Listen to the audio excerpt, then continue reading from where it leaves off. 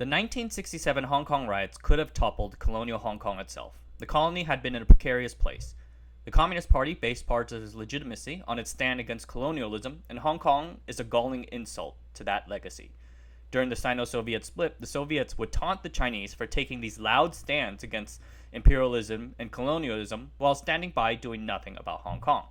And that's before we even start mentioning the whole thing about Hong Kong being a place of laissez-faire capitalism and China being communist.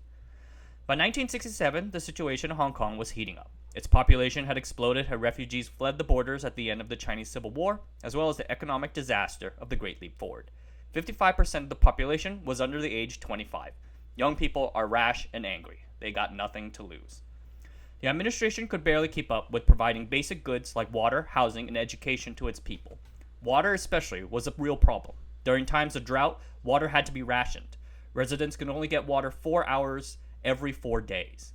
By now, Hong Kong was deeply dependent on water supplied to it by the Chinese Dongjiang River, and the colonial authorities knew that the Chinese government would simply refuse to sell the city-state its water if things ever got bad enough between the two.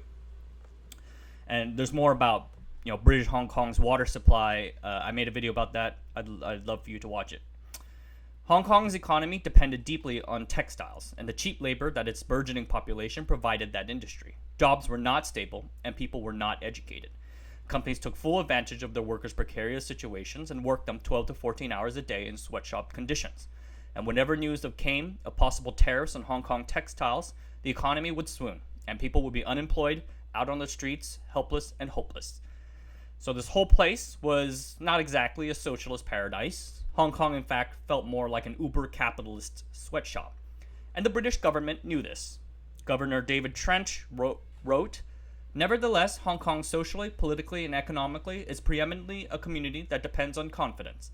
In all 3 points, we are vulnerable, and it is essential that, with the backing of Her Majesty's government in the United Kingdom, the government of Hong Kong should continue, albeit with the minimum of provocation, to be firm in resisting any encroachment on the interests of the people. A loss of confidence could only too easily be generated by the successful exploitation of social and administrative problems by the communists, or an erosion of our export markets by overseas interests." The Hong Kongers were suffering, and they wanted some form of change. And they got it, with the Cultural Revolution. The Cultural Revolution is a historic tragedy, launched in 1966 by Mao Zedong. Millions would die as Mao sparked an unprecedented political campaign, with the goal of sweeping away his enemies in the party and the country. He stoked the passions of thousands of youths in schools and universities by urging them to sweep away not just the capitalists, landlords, and rich peasants, but also the rightists and capitalist roaders within the party itself. And then, when the violence escalated, Mao did not step in to tamp it down. He only threw more gasoline into the fire. The end result were mobs of Red Guards roaming the streets, ransacking homes, and beating people to death. Being that the Cultural Revolution was aimed at overthrowing capitalism and colonialism, and, well, we're not exactly sure what the Cultural Revolution is actually all about in the end of it, but the fire naturally spread to the colonies of Macau and Hong Kong. Communist officials in neighboring Guangdong urged communists to cross the borders to get on message. And Macau definitely got on message. Macau blew up. Demonstrations starting in November 15, 1966 got way out of control, and then came the 123 incident in which a number of demonstrators were shot by police officials. The Portuguese had to deliver a humiliating apology to the Chinese and capitulated to Red Guard demands. The Portuguese were left as mere figureheads. Macau had lost their autonomy. And you can learn more about that, as well as the rest of the Macau handover in the video series that I will link to. Buoyed by this success, communists in Hong Kong began to organize the city's workers. And here's what they did. They first found a popular cause, and then they would seize on it. Usually it's by a strike by workers justifiably looking for better labor conditions.